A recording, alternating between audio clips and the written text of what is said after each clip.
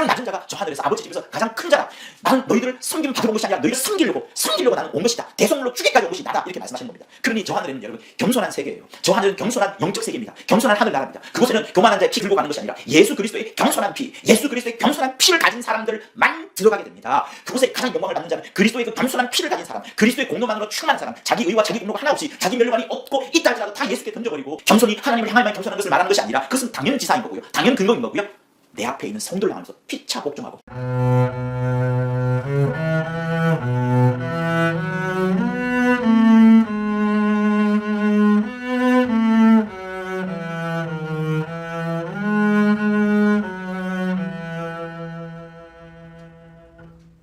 예, 안녕하세요. 오늘도 여러분들과 함께 에베소서를 놓고서 재미있는 수요 예배를 드리기를 원합니다. 자, 5장 21절 두 번 읽도록 하겠습니다. 그리스도를 경외함으로 피차 복종하라. 그리스도를 경외함으로 피차 복종하라. 하나님은 오직 섬김을 받으시는 분이십니다. 우리 모두가 다 하나님을 섬기려고 그리스도의 몸된 교회에 와 있습니다. 우리의 신앙생활은 그 섬김을 받으시는 하나님 아버지를 향한 것입니다. 성도나 목회자나 다른 어떤 직분자를 향하여서 우리가 신앙생활하는 것은 아닙니다. 그러므로 제1번으로 중요한 것은 하나님 아버지를 오롯이 바라보고 하나님 아버지를 오롯이 경배하고 그를 향하여 모든 것을 드리는 그것에 있습니다. 그러나 우리는 그것만으로 있지 아니하고 이 땅에 그리스도의 몸으로서 하나된 함께된 공동체, 다시 말하면 그리스도 안에서 한 형제된 우리들이 함께 있습니다. 이 부분을 결코 간과해서는 안 됩니다. 그렇기 때문에 하나님과 우리 사이에 반드시 지켜져야 되는 그 믿음의 하나의 근간이 되는 교리라고 할까요? 뼈대가 되는 부분이 있어야 되긴 하겠지만 이 뼈대가 되는 부분들을 갖고서 성도들이 함께 나누어야 되는 실천적인 부분이 있습니다. 실천적인 부분. 이 실천적인 부분이 잘 되지 않음으로 인하여서 많은 피해를 보게 되고 또 원수와 또 세상의 어떤 악한 자들이 공격하는 그런 틈을 제공하기도 합니다.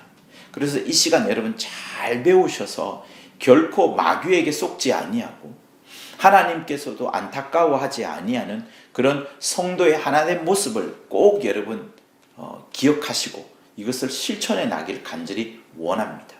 자, 그런 와중에 여러분에게 한번 질문을 한번 해보겠습니다. 여러분들은 칼빈과 칼빈주의자가 같다고 생각하십니까?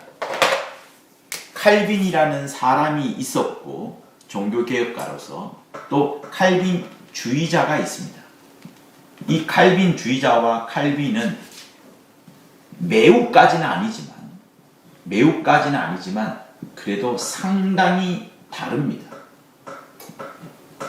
둘이가 앙숙이라고 해도 될 정도로 그렇습니다. 그러니까 칼빈이라고 썼을 때는 칼빈을 추종하고 칼빈을 따라가고 칼빈이 썼던 내용들을 중요시 여깁니다만 칼빈주의자는 그게 아니라 칼빈의 특정한 신학적인 부분, 교리적인 부분을 끄집어내어다가 그것을 상세하게 연구하고 그것을 굉장히 뼈대를 채우면서 확고하게 만들면서 무엇을 만들어 버렸냐면 이것을 교리를 넘어서서 교조화를 해버렸습니다. 교조화.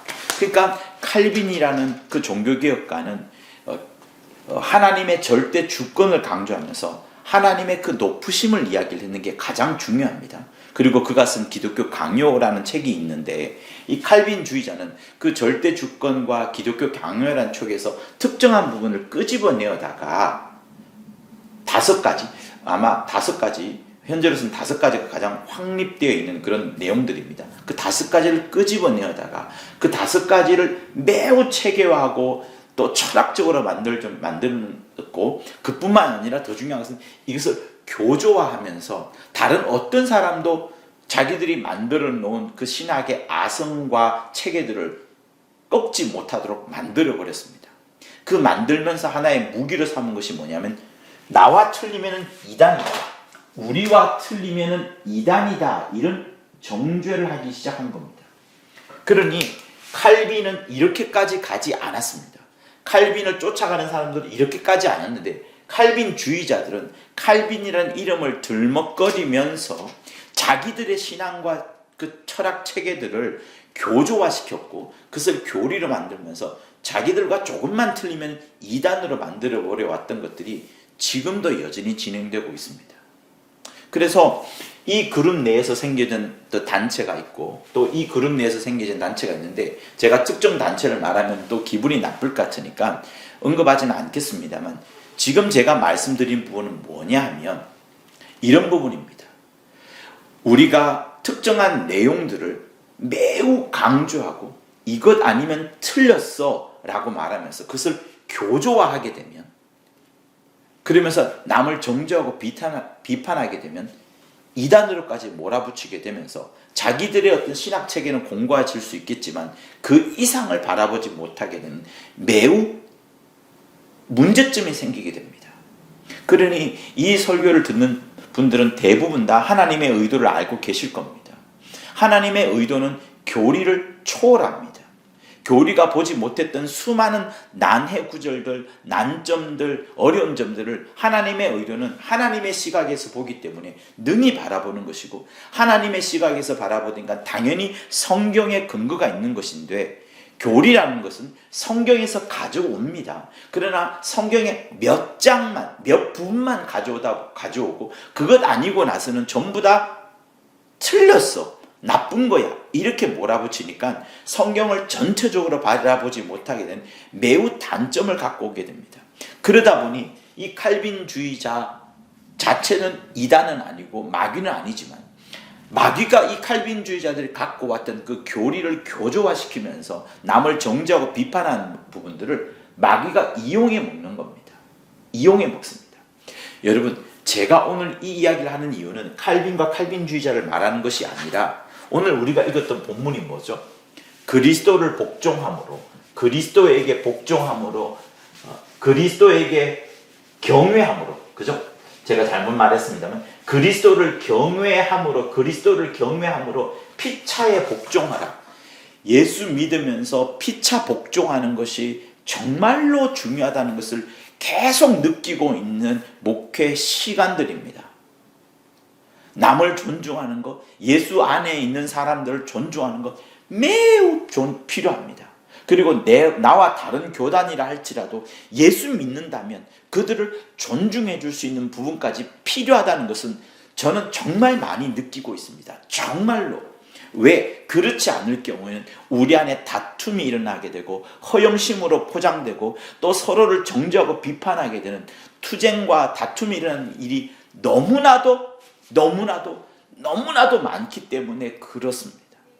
여러분, 우리는 성경을 가장 기준으로 삼아야지 자기가 알고 있는 특정한 부분들을 그것을 끄집어내어서 교리로 삼고 그것 아니면 다 틀렸어 말해버리는 것은 매우 위험합니다.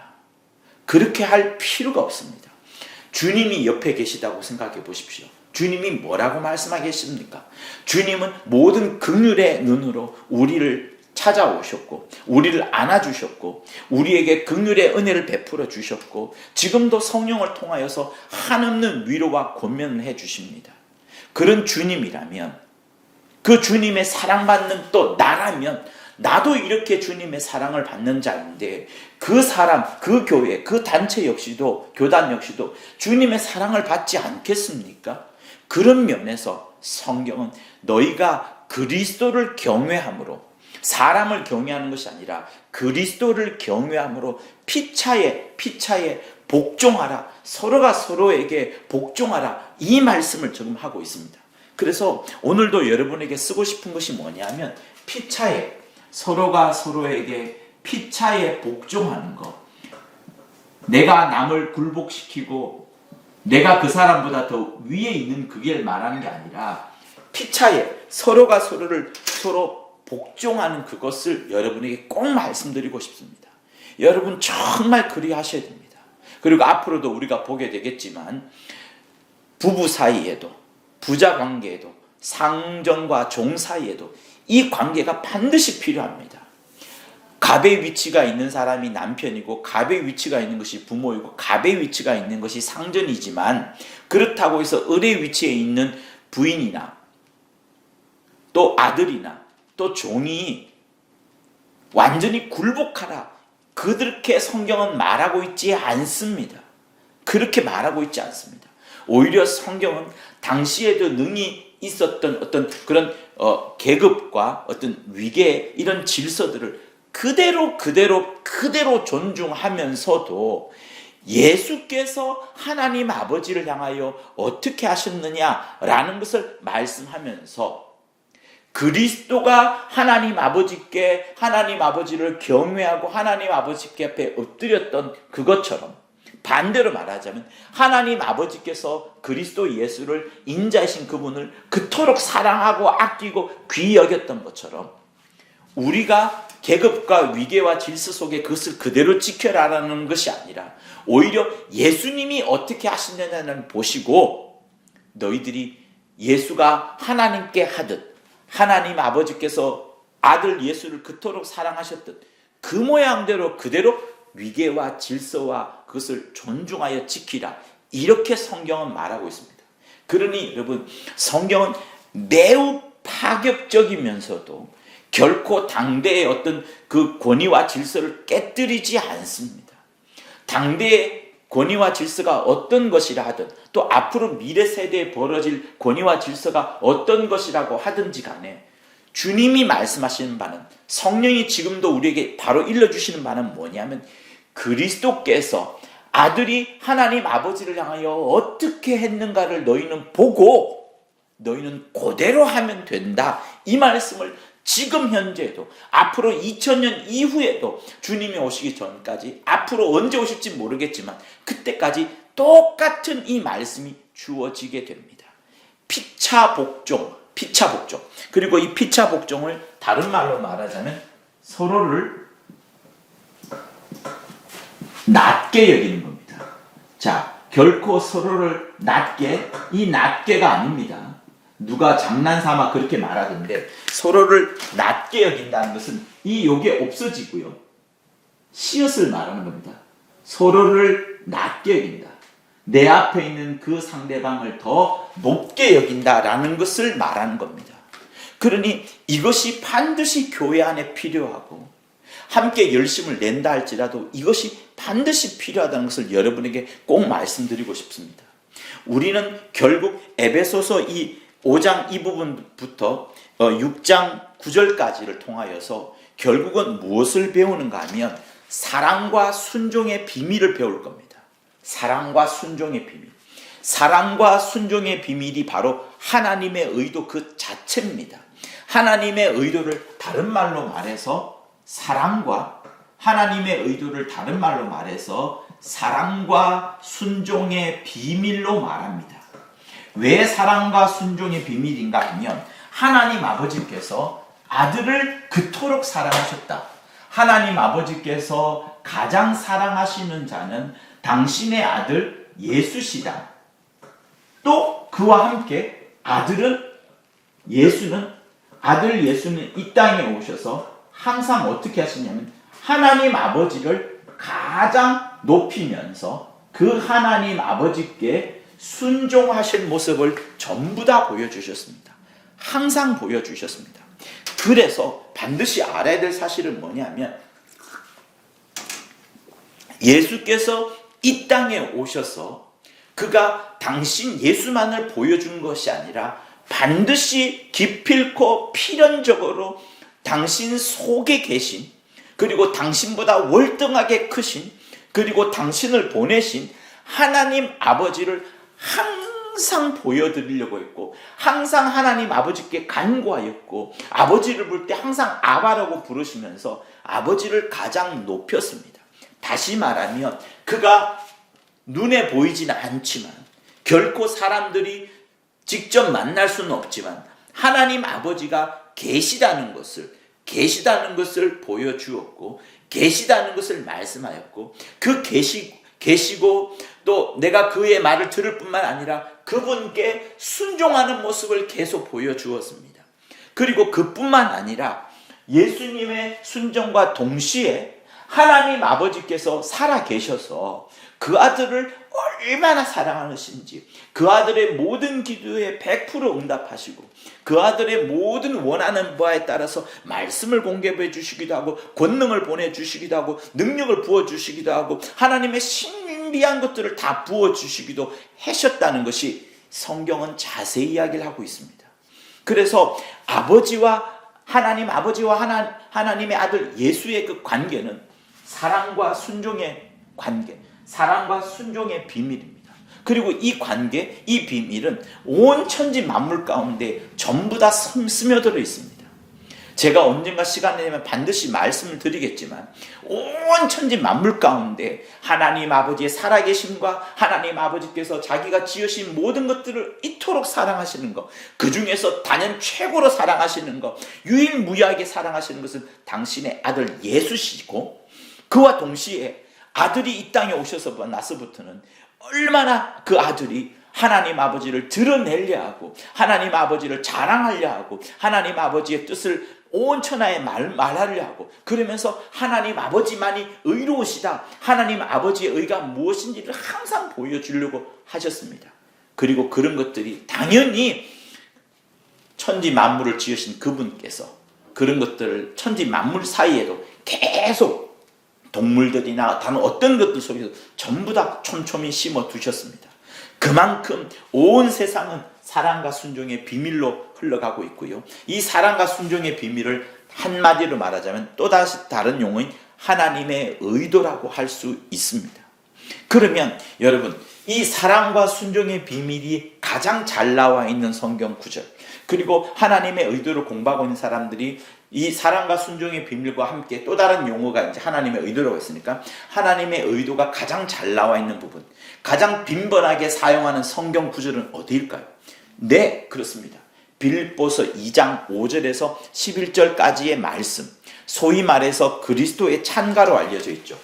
그리스도의 찬가, 흔히 말해서 그 빌립보서 2장 5절에서 11절까지를 그리스도, 자, X는 그리스도를 말한 겁니다. 그리스도의 찬가가 그리스도가 행한 모습에 대하여서 굉장히 그를 칭찬하고 높여드리는 그런 찬가와 같은 시와 같은 구절로 지금 알려져 있습니다.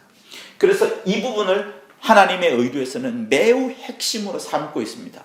왜? 거기에는 아들의 지나치게 정말 자기 자신을 낮추는 부분, 마치 양극화라고 하죠.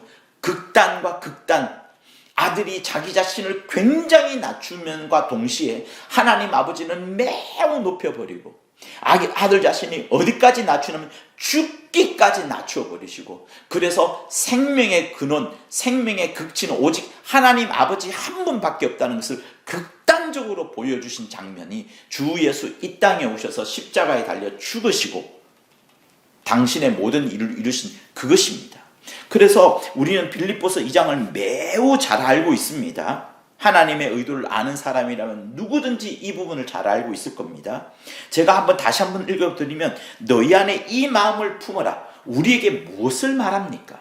그리스도의 행하시는 모습 그 이전에 예수의 이 마음, 너희 안에 이 마음을 품어라. 여러분, 이 설교를 듣는 여러분이라면 이 마음을 품으십시오. 그리스도의 마음을 품으십시오. 예수의 마음을 품으십시오. 곧 그리스도 예수의 마음이니 그는 근본 하나님의 본체시나 하나님과 같습니다. 하나님의 본체십니다. 하나님을 보여드릴 수 있는 본체가 예수라는 거예요. 그리고 하나님과 동등됨을 취할 당연한 그분이지만 그 취할 것으로 여기지 아니하고 양극단으로 갈라집니다. 하나님 아버지가 이렇게 크신데, 아버지와 동등하신데 자기 자신을 낮추어서 하나님과 동등됨을 취할 것으로 여기지 아니하시고 오히려 자기를 확 비우시고 종의 형체를 가졌고, 천사도 종의 형체입니다만 그 천사보다도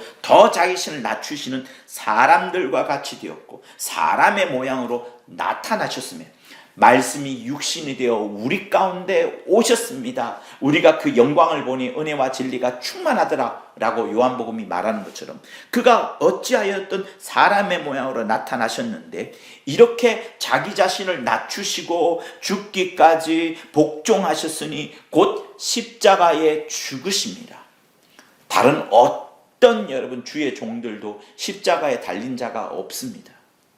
전부 하나님의 뜻대로 이렇게 저렇게 쓰임을 받았지만 예수처럼 이렇게 죄인으로, 정말 죄인으로, 온 천하가 아는 죄인으로 죽으신 분이 없고 예수님만 그렇게 달리셨어요. 물론 사도들 중에 십자가에 달린 자가 있습니다만 예수님이 받으신 그 참혹한 죄명과는 다른 죄명으로 그들은 달린 겁니다.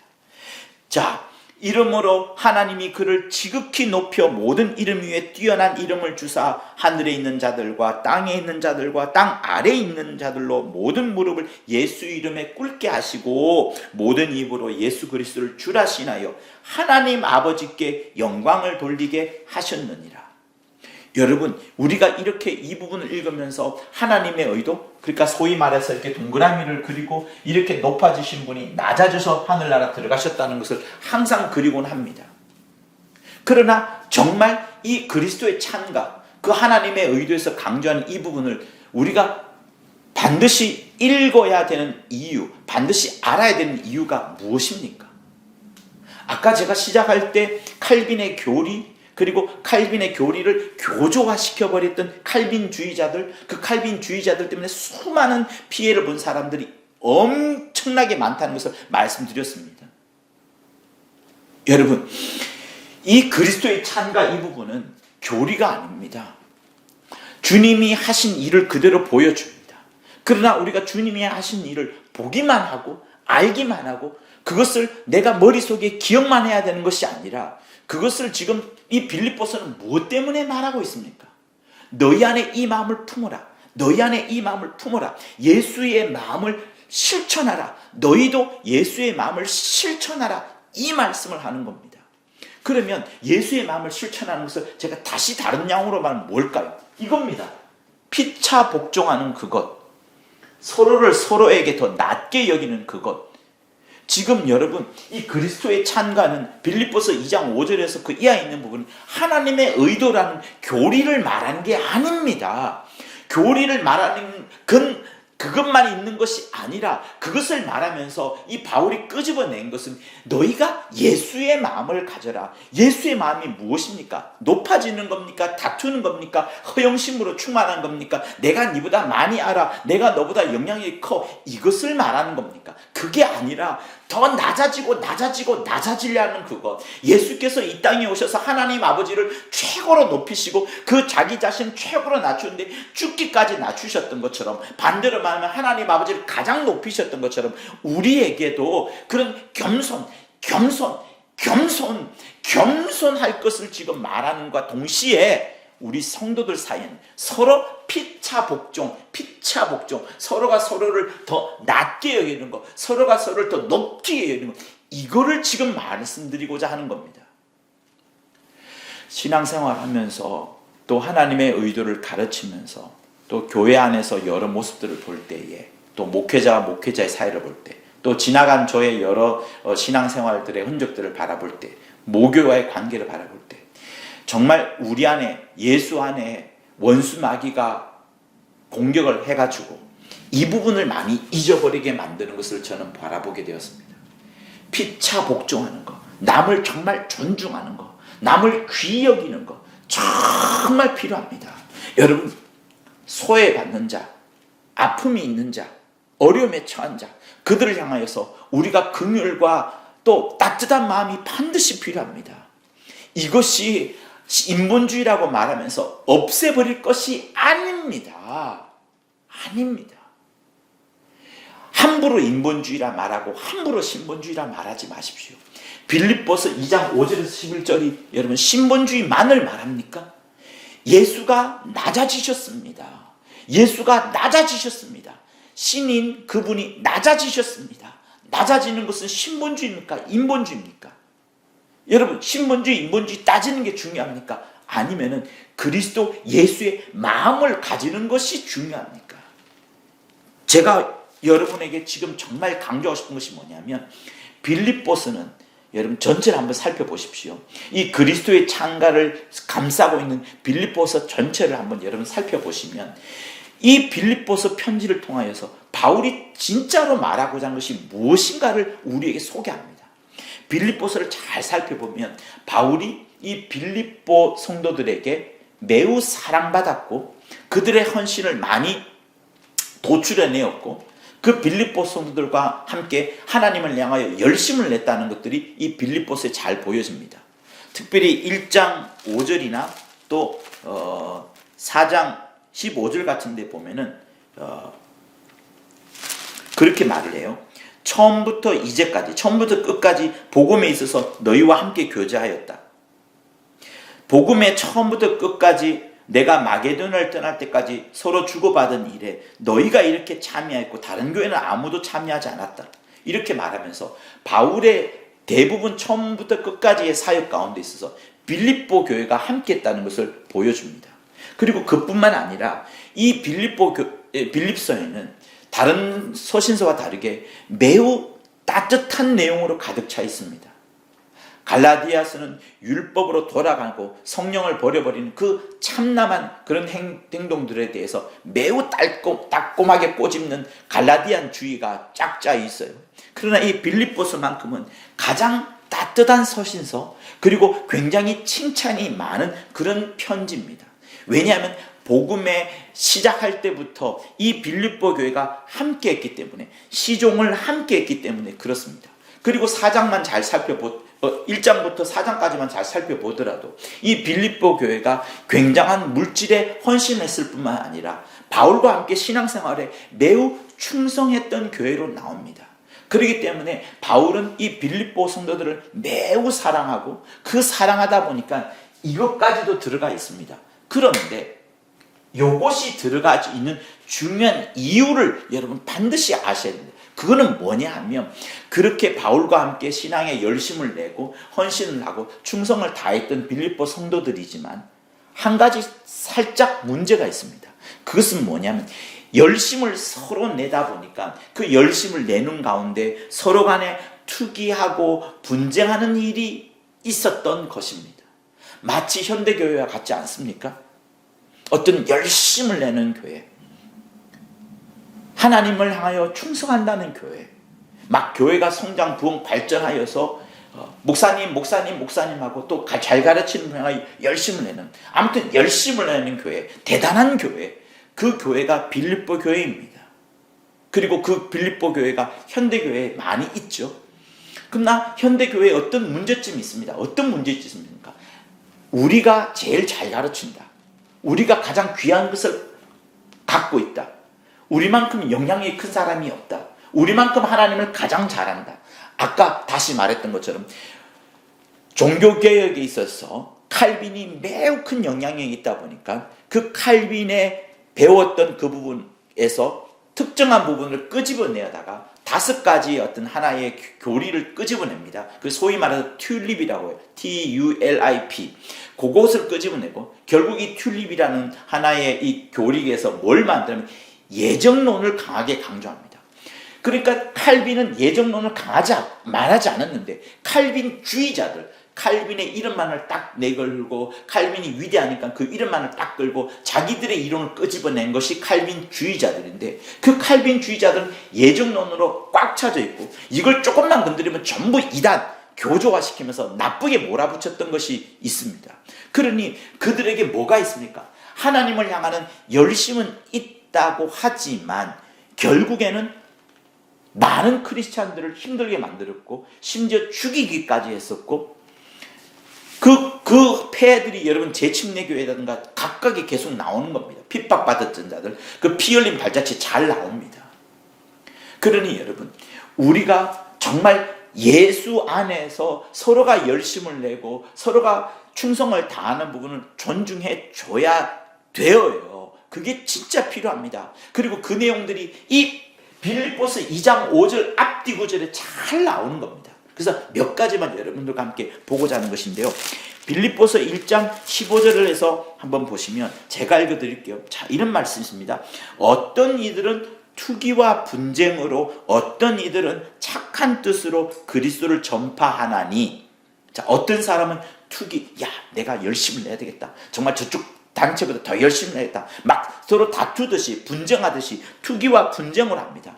그래서 바울보다 더 많이 해야지, 아니면 아볼로보다 더 많이 해야지, 우리 다른 교회보다 더 열심히 해야지, 나는 저 성도들보다 또 아니면 저 교구보다 더 열심히 해야지 하면서 투기와 분쟁으로, 또 어떤 사람은 착한 뜻으로도 하지만 그리스도를 전파하는 자들 중에 투기와 분쟁으로 하는 자들이 있다는 것을 말합니다. 이것을 일부러 말한 이유는 빌립보 교회에 이런 부분이 있기 때문에 말씀을 드리는 겁니다. 그래서 이 빌립보서에서 요것만 보면 안 돼요. 그리스도의 찬가만 보면 안 돼요. 이 찬가가 나온 앞뒤 구절의 전체 맥락을 보자면 예수 믿는 사람들이 도무지 서로를 미워하고 투기와 분쟁이 심한 부분들이 있기 때문에 지금 바울이 이야기를 하는 겁니다.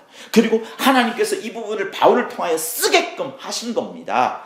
또 이들은 내가 복음을 변명하기 위하여 세우심을 받은 줄로 알고 사랑으로 하나 저들은 나의 매임의 괴로움을 더하게 할 줄로 생각하여 순전치 못하게 다툼으로 그리스도를 전파하느니라. 그러나 바울은 뭐라고 할까? 너희들이 또 그들이 다툼으로 막 그리스도를 막 경쟁적으로 다툼과 분쟁으로 막 하지만, 그래서 바울보다 내가 더 큰 영향력이 있어, 바울보다 내가 더 잘 가르쳐, 바울보다 내가 더 대단한 사람이야 라고 하지만 바울은 이미 그런 곳에서 초월해 있습니다.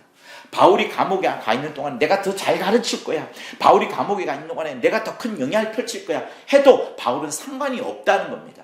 왜? 이미 바울 속에는 뭐가 있어요? 그리스도 예수의 마음, 낮아지려 하는 마음.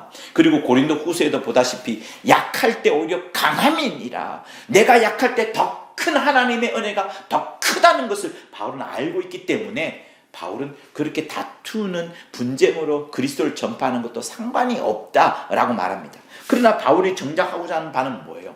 빌립보 교회 성도들아, 내가 너희와 지금 함께하고 있지 않지만 너희들이 서로 시기하고 다투는 마음으로 그렇게 경쟁하다시피 신앙생활하는 것이 옳지 않다. 헌신과 열심과 충성은 좋은데 그렇게 다투면서 허영심으로 하는 것은 좋지 않다. 이 말을 지금 하고 있는 겁니다. 그래서 이 말을 하면서 지금 이 그리스도의 찬가 빌립보서 2장 5절 이하는 예수 그리스도의 마음을 품어라, 예수 그리스도의 마음을 품어라 라고 말씀을 하시는 겁니다. 자, 한 가지 더 봅시다. 우리 바로 그 2장 5절 바로 윗부분을 한번 보시면 2절부터 이렇습니다. 마음을 같이 하라, 같은 사랑을 가지라, 뜻을 합하라, 한 마음을 품어라. 네 단어가 나옵니다. 4개 동사가 나옵니다. 마음을 같이 하라, 같은 사랑을 가지라, 뜻을 합하라, 한 마음을 품어라. 여러분, 두 사람 사이에 굉장히 다투지 않는 그거, 어느 한 사람이 수그린다고 해서 되는 게 아닙니다. 둘 다 수그려야 됩니다. 둘 다 낮춰야 됩니다. 다시 말하면, 바꾸어서 말하면 피차 복종하는 거예요. 서로를 낮게 여기는 겁니다. 그렇지 않으면은 그리스도의 마음은 품는 자가 아니 됩니다. 누구든지 먼저 그리스도의 마음을 품는 자가 이기는 겁니다. 지금 바울은 그 이야기를 지금 하는 거예요. 그래서 누가 바울과 가깝느냐, 누가 바울처럼 더 열심히 봉사하느냐, 누가 하나님을 향하여 더 봉사하느냐, 그렇게 하지 말고 마음을 같이 하라, 같은 사랑을 가지라, 뜻을 합하라, 한 마음을 품어라. 요게 2절이에요. 그리고 3절 또 있습니다. 아무 일에든지 다툼이나 허용으로 하지 마라. 허용으로 하지 마라. 허세 부리듯 하지 마라. 다툼으로 하지 마라. 그래서 여러분, 이미 교회 내 허용으로 진행된 많은 부분들이 있습니다. 전도도 그랬고 헌신도 그랬고, 그런 부분을 말하지 않아도 여러분 알 겁니다. 그러니 여러분, 내가 헌금을 하더라도, 내가 누군가를 데리고 오더라도 하나님을 향하여 진실된 마음으로, 허용 없이, 다툼 없이, 순전한 마음으로, 경쟁 없이 열심을 내고 헌신을 하고 충성을 다하더라도 하나님 앞에 바르게, 하나님 앞에 정직하게 그렇게 하고, 그러면서도 내가 함께한 공동체 안에서 피차 복종하고 서로를 낮게 여기는 것이 정말로 필요하다고 말하는 겁니다. 여러분이 많은 교리를 알고 많은 교리를 가르쳐 주는 것보다 그 교리대로, 아니면 이 그리스도의 창가라는 위대한 하나님의 의도를 담고 있는 이 구절이라도 실천하지 않으면 무슨 의미가 있습니까? 가르치기만 하고 그 가르침을 받은 자가 실천하지 않으면 무슨 소용이 있습니까? 아무리 많은 교리를 배운다 할지라도 그 교리만 배우는 것이 아까 뭐라고 말했습니까? 그렇죠. 칼빈주의자들의 교조화되어 버린 그런 신앙. 그러면서 남을 정죄하기 바쁘고 이단 시비하기 바쁘고 남을 깎아내리기 바쁘고 결국에는 얼마나 많은 사람들을 순수한 사람들을 죽여왔었습니까? 이 폐해들을 과연 어떻게 감당할 겁니까? 그러나 성경 우리에게 뭐라고 말합니까? 너희가 다툼을 하지 마라. 남을 낮게 여기면서 하라. 절대 투기와 분쟁하지 마라. 누가 누구보다 더 낫다. 내가 더 큰 영향을 발휘하겠다. 내가 더 열심을 내겠다. 내가 목사님에게 칭찬받겠다. 이렇게 하지 말라라는 겁니다. 자, 1장에서 보았고 2장에서 보았어요. 또 있습니다. 4장 2절을 볼까요? 내가 유오디아를 권하고 순두개를 권하노니 주 안에서 같은 마음을 품어라. 같은 마음을 품으라는 것이 빌립보서 2장이 이미 나왔습니다. 그죠? 2장 2절에 나와 있습니다. 그러니까 여러분, 이 유오디아와 순두개도 굉장히 열심을 내었던 아마 여자 자매 사역자들 혹은 자매들일 겁니다. 여성 집사님일 거예요. 이들이 매우 열심을 냅니다. 매우 헌신합니다. 그래서 경쟁도 가집니다. 그 경쟁 속에 또 뭐가 있습니까? 자존심. 내가 저 사람보다 더 많이 할 거야. 저 가정보다 더 많이 할 거야. 저 교구보다 더 많이 할 거야. 저 교회보다 나는 더 해야지. 이런 것들. 여러분, 이런 것들이 이름까지 거명이 되면서 유오디아와 순두개에 대해서 바울이 이야기를 합니다. 이 두 사람이 나쁜 사람이 아닙니다. 아나니와 삽비라 같은 사람이 아닙니다. 오히려 아나니와 삽비라가 타락하기 전에, 성령을 해방하기 전에 그 열심을 냈던 사람들일 겁니다. 그들이 인간적으로 매우 훌륭한 헌신을 하고 있지만 그 헌신 속에는 사람 간의 경쟁이 있고 또 자존심을 두고 서로 다투는 면이 있는 부분들을 바울이 지금 이 빌립보서를 통해서 말하고 있는 겁니다. 그러면서 바울이 결국 하고자 하는 말이 뭡니까? 이 성경책이 우리에게 주고자 하는 바가 뭡니까? 다시 우리는 뭘 가져야 됩니까? 피차에 복종하고 서로를 낫게 하는 것. 절대로 다툼과 허용을 하지 말라. 허세 부리려고 하지 말라. 그 정도 급도 안 되는데 일부러 많이 하려고 하지 마라. 그렇다고 해서 일부러 또 거짓 겸손으로 적게 하려고 하지도 마라.